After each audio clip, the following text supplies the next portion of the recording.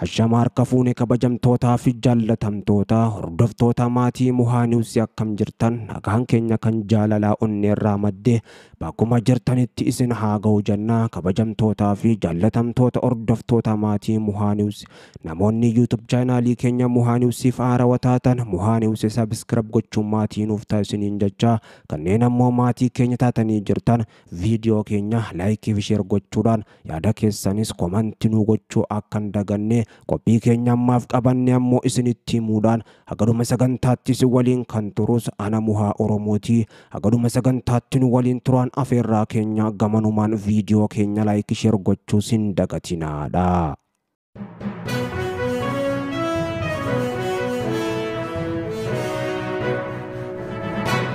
Koreen dhoksaa muummicha ministiraatiin hundaa'e obbo Shimallis Abdiisaatiin hoogganamu Oromiyaa keessatti ajjechaa jumlaa hidhaa murtii seera malee fi yakkoota garaagaraa ajajaa turuu qorannoo Reuters mirkaneessee jira. Naannoo guddicha biyyattii kan ta'e Oromiyaa keessatti koreen dhoksaa kun waraana bilisummaa Oromoo WBO dabalatee kan akka obbo Jawaar Mohammadii fi akkasuma qondaalota ABO olaanoo mormitoota isaa ittiin himachuudhaaf ajjechaa suukanneessaa fi hidhaa murtee seera malee akka raawwatamu ajaja kennaa ture jedha qorannoo Reuters ifoomse kun. Koreen dhoksaa kun koree nageenyaa jedhamee kan waamamu yoo ta'u ajjechaa abbootii gadaa Karrayyuu dabalatee hidhaawwan murtee seera malee raawwataman ammoo kan ajaju ta'u ibsa gabaasni Reuters baase kunis ni mul'isa. Hojiitti hiikamuu dhabu waliigaltee Asmaraa hordofee jalqaba bara 2019 waldhabdeedhaa fi garaagarummaan waraana bilisummaa Oromoo fi mootummaa Itoophiyaa jidduutti hammaatee dhufe waldhabbiidhaa fi garaagarummaa mootummaa fi WBO jidduutti uumame kana hordofee koree nageenyaa jedhamee qondaalota olaanoo mootummaarraa qaamni ajaja ajjechaa murtee seera malee fi hidhaa ajaja mana murtii malee raawwatamu ajaju hundaa'e jedha qorannoo Reuters guyyaa kaleessaa baase kuni. Reuters qorannoo kanaaf ammoo qondaalota mootummaa federaalaa fi namoota 30 ol ogeessota seeraatii fi miidhamtoota dubbisee jiraachuus kan ibse. Reuters qondaalota duraanii fi ammaa 5 dubbisuudhaan akka gabaasetti waraana bilisummaa Oromoodhaa kan waggoota dheeraa uummata Oromootiif mirga hiree murteeffannaa mirgoota aadaa fi afaanii barbaadu deebisuudhaaf koreen kun Abiyyi Ahmad hundaa'e jedha. Koree giddu galeessaa paartii Biltsiginnaa kan turan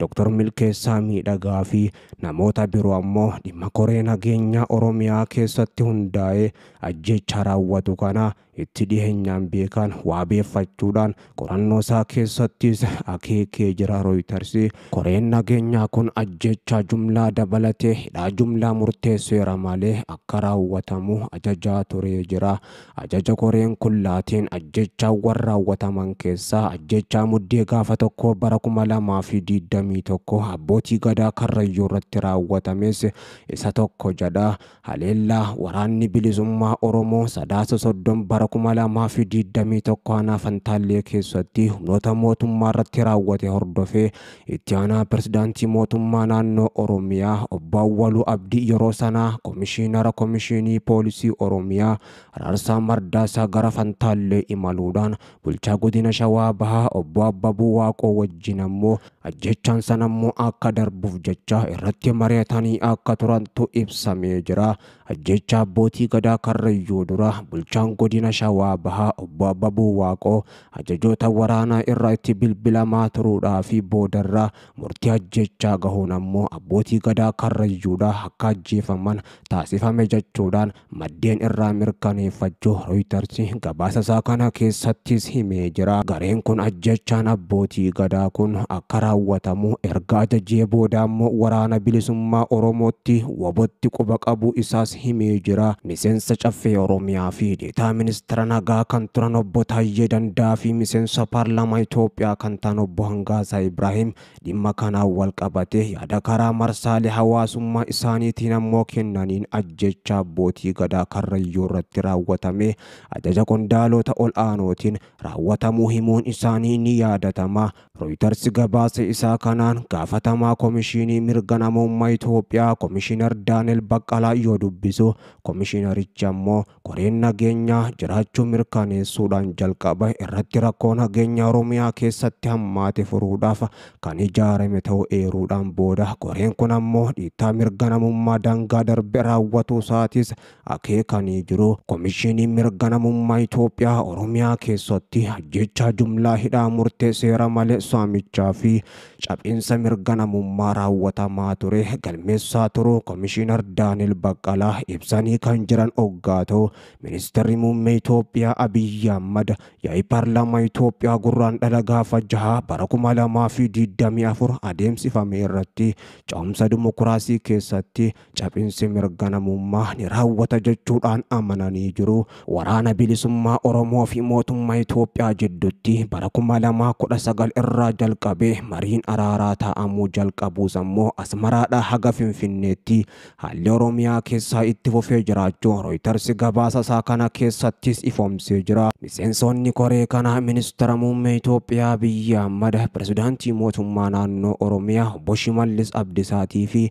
itti gaafatamaa waajjira Bilisiginnaa Oromiyaa kan ta'an Fiqaad Tasammaatii fi akkasuma itti gaafatamaa bulchiinsaa fi nageenya Oromiyaa Araarsaa Mardaasaa dabalatee hoggantoonni birootis kan keessatti argaman ta'uu qorannoon kunis saaxilee jira. Ajajaan olaanaa waraana bilisummaa Oromoo Jalmarroo Dirribii yaada Rooyitersiif kenneen ammoo maqaa koree nageenyaatiin qondaalonni olaanoon ijaaramuudhaan naannoo Oromiyaa keessatti ajjeechaa jumlaa hidhaa reebichaa fi saamicha raawwataa jiraachuus mirkaneessee jira. Abbaa murtii mana murtii olaanaa Oromiyaa kan turan tokkorraa odeeffachuu kan ibsu gabaasni Reuters baase kun koreen nageenyaa kun taa'ee mari'atuudhaan namni tokko akka hidhamu yoo murteesse ajaja mana murtii malee akka hidhamu taasifama jechuudhaan saaxilamuu kan ibse. Qondaalli mootummaa Bilisiginnaa olaanaan duraanii ammoo Dr. Milkeessaa Miidhagaa koreen kun hundaa'uu bitooteessa bara 2019 dhaga'uu kan himan Shimallis Abdiisaa akkuma pirezidaantii mootummaa naannoo Oromiyaa ta'uun muudameen qajeelfama seelii diinaa balleessuu jedhu kenne kan jedhan qorannoo Reuters mirkaneesse kun waggoota 5 darban kanaaf ammoo Oromiyaa keessatti raawwatamaa turuunsaatis ni yaadatama.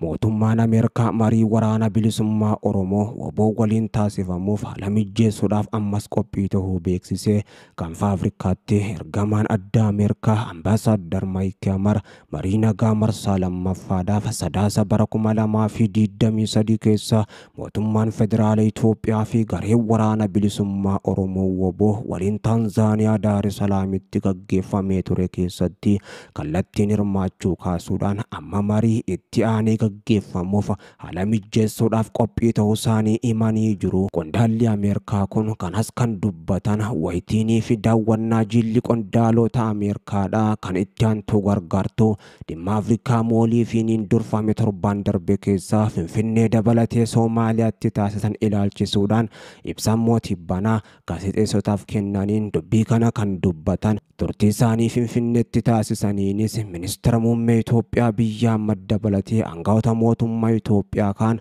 akka Ministeera Dhimma Alaa Taayyee Asqasillaasee, Ministeera Maallaqaa Ahmad Shidee bakka bu'oota waldaa siviilii akkasumas Daayirektara Komishinii Mirga Namummaa Dr. Daaneel Baqqalaa fi Pirezidaantii Bulchiinsa yeroo Tigraay Obbo Geetaachoo Raddaa waliin ammoo dhimmoota adda addaa irratti mari'achuu kan dubbatan. Itti aantuun gargaartuu dhimma Afrikaa addee mooliin ammoo gama isaaniitiin Ministeera Muummee Abiyyi Ahmad rakkooleewwan nageenya naannoo Oromiyaa Oromiyaa fi Amaaraa keessa jiran karaa nagaatiin furuudhaaf kutannoo ammoo qabu kan jedhan Aadde Mooliin Ministeerri Muummee Abiyyi Ahmad rakkoo nageenyaa naannolee Oromiyaa fi Amaaraa keessa jiran karaa nagaatiin furmaata kennuudhaaf akka kutatee jiru himan kutannoo kanarrattis ammoo akka hojjetanis isa jajjabeessina jedhan itti dabaluudhaanis haleellaadhaa fi hokkara uumamaniif ammoo deebii kennuu irratti amala qondaaltonni nageenyaa agarsiisan irratti ammoo ifattis ammoo dhoksatti yaaddoo qabnus ibsinee jirra Itoophiyaadhaaf kan jedhan kun ammoo